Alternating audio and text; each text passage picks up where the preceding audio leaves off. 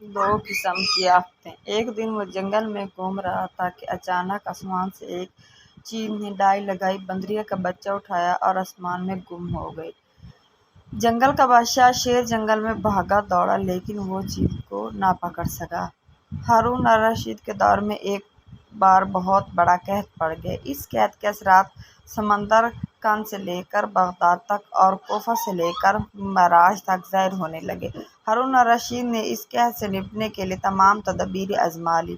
اس نے غلے کے گودام کھول دیے، ٹیکس معاف کر دیے، پوری سلطنت میں سرکاری لنگر خانے قائم کر دیے اور تمام امراء اور تاجروں کو متاثرین کی مدد کے لیے مبلغ کر دیا، لیکن اس کے باوجود عوام کے حالات ٹھیک نہ ہوئے۔ ایک رات ہارون الرشید شدید ٹینشن میں تھا، اسے نیند نہیں آ رہی تھی۔ ٹینشن کے اس عالم میں اس نے اپنے وزیر اعظم یحییٰ بن خالد کو طلب کیا۔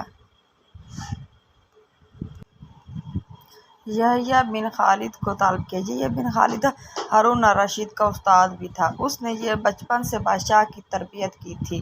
ہارون الرشید نے یحییٰ خالد سے کہا، استاد محترم، آپ مجھے کوئی ایسی کہانی، کوئی ایسی داستان سنائیں جس سے سن کر مجھے قرار آ جائے۔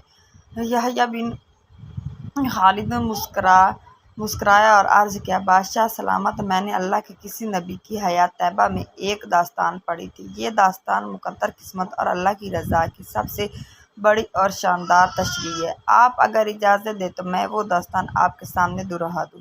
بادشاہ نے بے چینی سے فرمایا، یا استاد فوراً فرمائیے، میری جان حلق میں اٹک رہی ہے۔ یحییٰ خالد نے عرض کیا، کسی جنگل میں ایک بندریا سفر کے لیے روانہ ہونے لگی۔ اس کا ایک بچہ تھا، وہ بچے کو ساتھ نہیں لے جا سکتی تھی، چنانچہ وہ شیر کے پاس گئی اور اس سے عرض کیا، جناب آپ جنگل کے بادشاہ ہیں، میں سفر پر روانہ ہونے لگی ہوں، میری خواہش ہے کہ میرے بچے کی حفاظت اپنے ذمے۔ شیر نے حامی بھر لی۔ بندریا نے اپنا بچہ شیر کے حوالے کر دیا، شیر نے بچہ اپنے کندھے پر بٹھا لیا، بندریا سفر پر روانہ ہو گئی۔ اب شیر روزانہ بندر کے بچے کو کندھے پر بٹھاتا اور جنگل میں اپنے روزمرہ کے کام کرتا رہتا۔ ایک دن وہ جنگل میں گھوم رہا تھا کہ اچانک آسمان سے ایک چیل نے ڈائی لگائی، شیر کے قریب پہنچی، بندریا کا بچہ اٹھایا اور آسمان میں گم ہو گئی۔ شیر جنگل میں بھاگا دوڑا لیکن وہ چیل کو نہ پکڑ سکا۔ یحییٰ خالد کا اس نے سانس لیا اور خلیفہ ہارون الرشید سے عرض کیا، بادشاہ سلامت، چند دن بعد بندریا واپس آئی اور شیر سے اپنے بچے کا مطالبہ کر دیا۔ شیر نے شرمندگی سے جواب دیا، تمہارا بچہ تو چیل لے گئی ہے۔ بندریا کو غصہ آ گیا اور اس نے چلا کر کہا، تم کیسے بادشاہ ہو؟ تم ایک امانت کی حفاظت نہیں کر سکے، تم اس سارے جنگل کا نظام کیسے چلاؤ گے؟ شیر نے افسوس سے سر ہلایا اور بولا، میں زمین کا بادشاہ ہوں، اگر زمین سے کوئی آفت تمہارے بچے کی طرف بڑھتی تو میں اسے روک لیتا، لیکن یہ آفت آسمان سے اتری تھی اور آسمان کی آفتیں صرف اور صرف آسمان والا روک سکتا ہے۔